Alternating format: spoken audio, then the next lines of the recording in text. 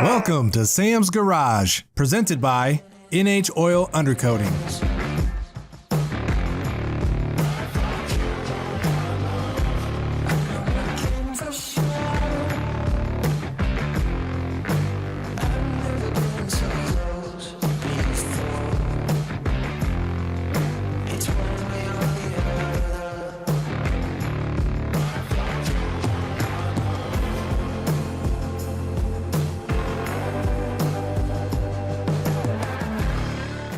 On this episode of Sam's Garage, Sam and Travis install some new ignition components in the Jeep Rock Crawler.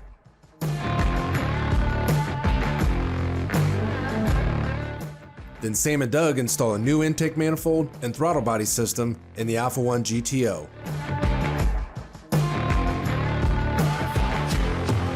Next, Sam upgrades the steering column in a friend's 67 Chevelle. And the 67 Camaro gets a new radiator and fan upgrade.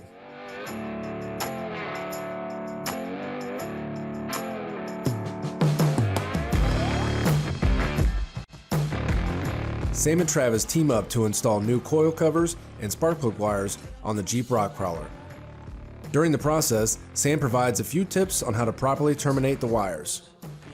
To finish things off, they install a new matching oil cap. You know, guys, I think it's time to add some bling under here. What do you think? I think that's a good idea, but you know, we already installed the coils inside, so we don't have any coils on this engine. And I want you to see these coil covers that we've got from CMW. Cool, well, let's install them on the engine stand. All right. So these CMW coil covers are really mainly just for aesthetics, just because there's an ugly coil sitting there looking at you. And it does a good job of doing that, adding some good appearance to the motor. But what you guys do that others don't do is you give an air gap that allows those coils to breathe and they won't overheat. Absolutely. Whereas a lot of the other ones just sandwich over, you can't see anything. Looks okay, but it kills the coils. Exactly. Some of them even encapsulate the coils, which is not a good idea. Not a good idea.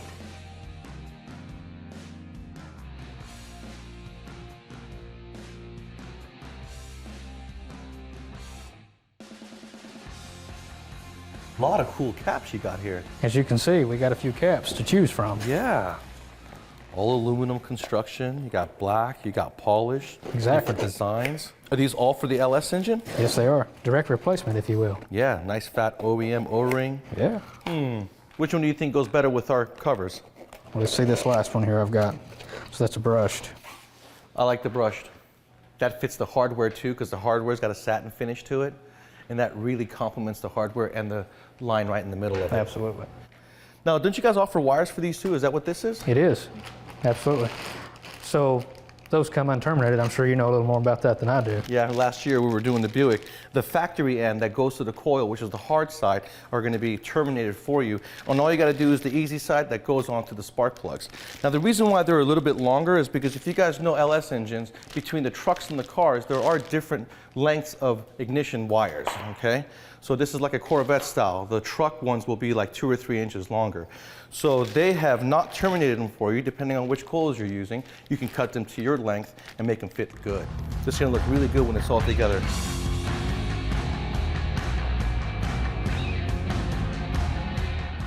Today we're gonna show you guys how to terminate the end of an ignition coil wire when you're making these at home. Usually the kits will come with a tool like this, but it'll be plastic. What you wanna do is you get your wire, get it to length, put your boot on first. You're gonna have to use a little bit of Sil Glide in this case. Don't use synthetic grease or anything like that. You wanna use dielectric grease on this one so that you have conductivity with the glue. We've cut it down to length. We've taken this razor blade, gone around, cut the shield off, okay? That's gonna expose our wire on the inside. We're gonna fold the wire back. Before I do that, I take our terminal, I pinch it in a little bit so that I can fit it in the receiver. I'm gonna put it in like this. I'm gonna put them like this so that you can sandwich it in the vise like that. Now, if you're gonna use a plastic one, don't tighten it down too much to where you break the tool. Snug it up, bring it back out, separate your tool. Got a terminated end, a little grease on it, dielectric grease. Then when you go to put the wire inside the coil, you're gonna hear a double confirmation click. And when you hear that, you know you're good.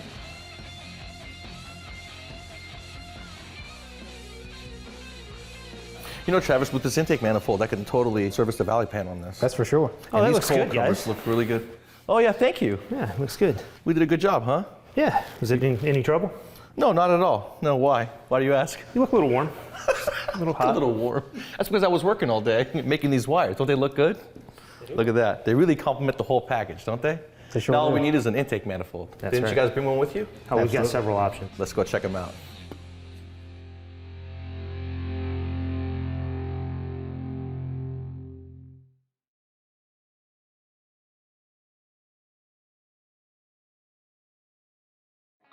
Welcome back to Sam's Garage, presented by NH Oil Undercoating.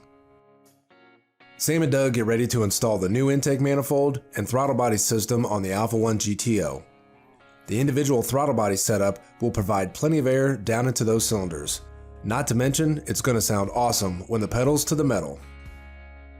As you can see, Doug and I have the engine in our GTO project, and now it's time to figure out how we're going to feed it fuel and air. And we decided to go with this individual throttle body setup. Yeah, the intake manifold, one of the things, we went with a set of ported heads, and those heads, you need to make sure that the heads and the intake manifold are match ported. If you don't, you won't get the proper flows. Now, you have to be careful whenever you're installing aftermarket parts, because underneath here is going to be a vacuum plate that had bolts that protruded out that got in the way of our engine. So we had a problem. What Doug and I decided to do is remove that plate, and we're going to fix the problem by countersinking the screws into the plate so that there is no issue as far as clearance goes here, correct? Yeah, and then the other thing that's real important that you do is we've got to take a look at our velocity stacks, what size of stacks we can use. So what you do is you'll go ahead and we're going to measure right across the top, and we can see we have 2 inches of clearance. They make 1.25 inch velocity stacks. And so we're going to go ahead and put a set of short stacks onto this, and by doing that, we know when we put the hood on, everything is going to clear. And right here we have the original hood latch that's going to be in our way, or the fuel rails. We're going to remove that. That way our fuel rails will work without interfering this. As you can see, it won't go back all the way. And I'm going to feed my fuel rails from underneath just to give it that cleaner look. Once we remove this, we'll have no issues. Then it's a good idea to remove the original throttle cable bracket. We're going to go with a low carb piece. It's real important what Sam just said. I did do a build years ago. I put everything back together, and then all of a sudden my heater was leaking. It's crazy. At the beginning of the season, Doug and I showed you how to properly get your push rod length when you're building an aftermarket motor. So we've got that part taken care of, and there's a few things you have to keep into consideration when doing your rocker arms. One is when you pull it out of the box, make sure that you have the bolt side up so that when you put it down, you're not on the round portion, okay? Then when you put it on, after you've looped it, when you put it on, you want to make sure you have proper amount of threads when you go to put on the actual bolt. Also, you want to make sure that the rocker arm rides along the middle of the valve its whole time through the camshaft's lobe, because you don't want it to fall off. If you look at this one that's open, still in the middle, everything is good. Now we have to remember that these hydraulic lifters don't have any oil in them. So you guys can actually sit here with your hand and push down that lifter. You don't want to do that. You want to make sure to take the play out of the push rod, bringing it down. You can go up and down. I like to twist left to right. When I can no longer twist it left to right, I stop. I give it a quarter turn with my wrench, and then I can tighten your jam nut. Then when you're done putting all the rocker arms in, you want to make sure to go back and spin the motor around and see if you forgot one. Now you're going to have a little bit of side movement. That's okay, because like I said, the lifters are empty, okay? But you don't want one totally loose. And we all forget to do something, or you'll forget to adjust one, and you go back and you find it. Very important.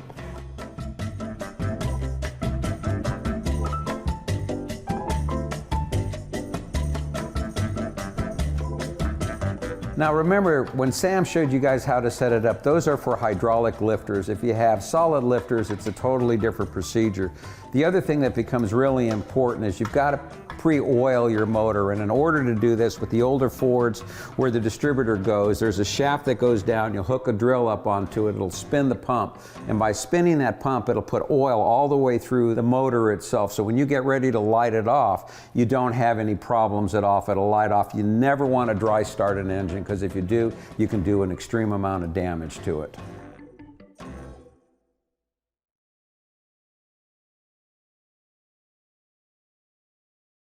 Now back to more Sam's Garage. The 67 Chevelle is back in the garage for an updated steering column. Sam has already done quite a bit of work on this classic muscle car, keeping with the retro theme. The new steering column includes a tilt feature, which will be a welcome addition. I got Avery's Chevelle back in the shop. Now, I've done a lot of work in the last 2 years on this 67. It's got a 454 Gen 6 engine swap in it, March Performance front accessory drive, and an awesome cooling system.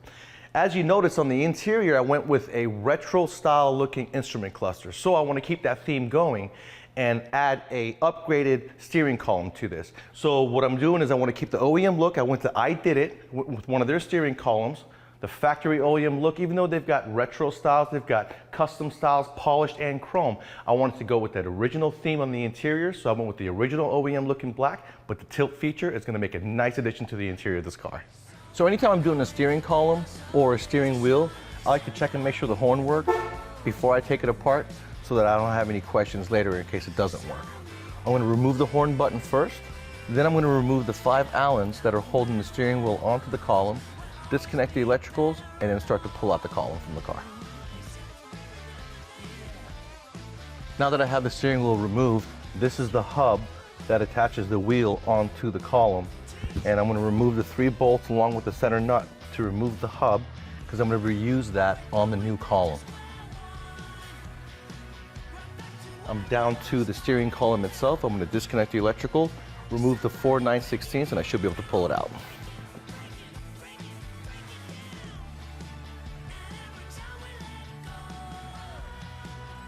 I'm ready to install the new I Did It steering column. First thing I have to do is transfer over the mounting bracket from the old column onto the new column. Now there is going to be a little bit of paint in these holes, so if your bolts are hard to start, you're going to have to take a tap and clean out the paint. That way you won't have any binding or cross-threading going on with the hardware. Now when it comes to the electrical portion of the steering column, I Did It does give you a harness adapter to go from the original curved plug to their newer style rectangular plug. And let's say you guys had to wire in something special or custom in your application, they give you the pinouts plus the connector to be able to do that.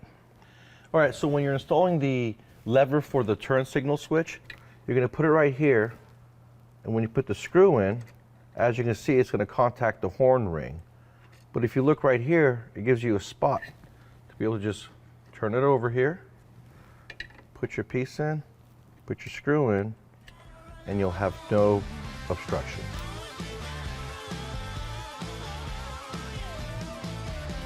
All right, we've got the column all installed. Looks OEM fresh. That tilt feature is going to be a nice addition to this car. Now we're ready for a test drive. I'll be your evil doctor. I'm gonna give you my love. So we're on our way to desolation, and now I leave you alone. The I Did It steering column really added some flair to the interior of this Chevelle. Not only does it look factory, but it gives me the tilt feature, allowing it to make it easier for the owner of the car to get in and out of the vehicle. And it's just nice to have a nice new column in an over 50-year-old car. I'm so glad I did the engine swap on this 67 Chevelle. This thing really makes a lot of horsepower and gobs of torque. And there really is no other sound similar to a big block. You know, the LS engines today make a lot of horsepower, a lot of torque, just as powerful, if not a little bit more powerful than the big blocks. But the big block sound and the big block right away torque when you go into the throttle, there is nothing like it. It's pretty impressive.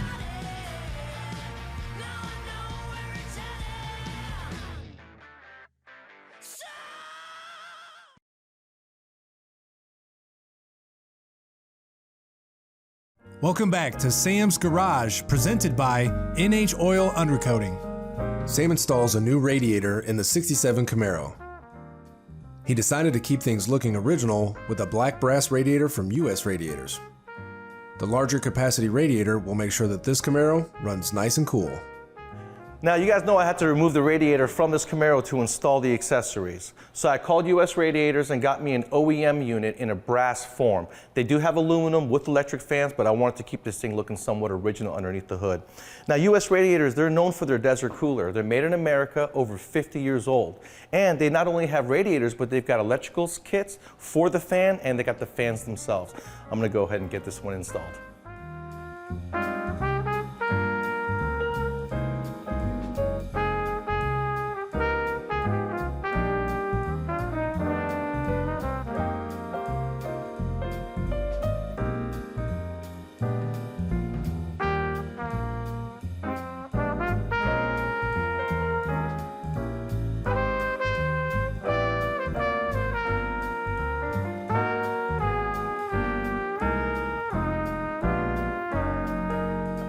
Now, the reason I have to put the fan on first is because when the radiator is in place, there is no room for me to put the fan onto the snout of the water pump.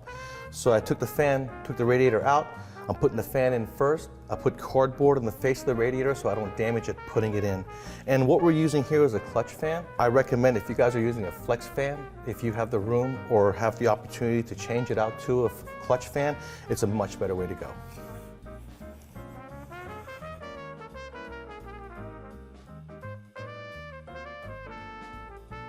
The radiator on these cars are bolted in place through the core support, and one of my bolts are going to use the factory threads, but the other three are not. So you want to make sure to use a flat washer and a lock washer with your nut, making sure that it does not loosen on you.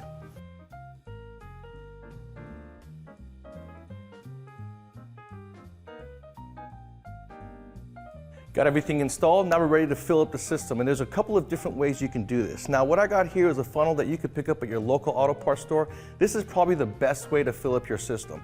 It comes with everything you need for your radiator. Now, if you have an expansion tank, it's not going to work for you. But an expansion tank has self-bleeding capabilities within it. When you go to fill up your newer car that's got an expansion tank, or anything that really lasts 30 years, some of the models will have one. You want to take time and fill up your expansion tank, letting gravity do its thing, letting the bleeder within the system perform, and it'll take all the air out. In a situation like this, you can put the funnel in place. The funnel's the highest point of the system, which is going to naturally get the air to come out as you fill up the funnel. You can make it really easy on yourself and loosen a heater hose on top of the intake manifold. That'll create a bleeder valve, and when you fill this up, it's going to go in, letting the air out of the top of the engine, filling up that engine completely with coolant. When you do that, it's a lot less likely you're going to have air in the system. Now, some of your imports have a bleeder valve. You can just very easily loosen that and take care of it that way. Being that it's a domestic like this, and this only works on domestic cars, you go in, turn it on, rev it up to about 2.5 RPM, the water pump's gonna suck in the water and you're gonna fill it up. That does work, but there's a possibility you're gonna have air in the system. If you do it that way, all you gotta do is heat up the car, let it sit overnight. In the morning, open the cap, top it off, you should be good. Make sure the reservoir is full and you'll have no issues. I love these funnels. Not only does it do a good job of filling up the system, but it does a really good job of getting all the air out of it.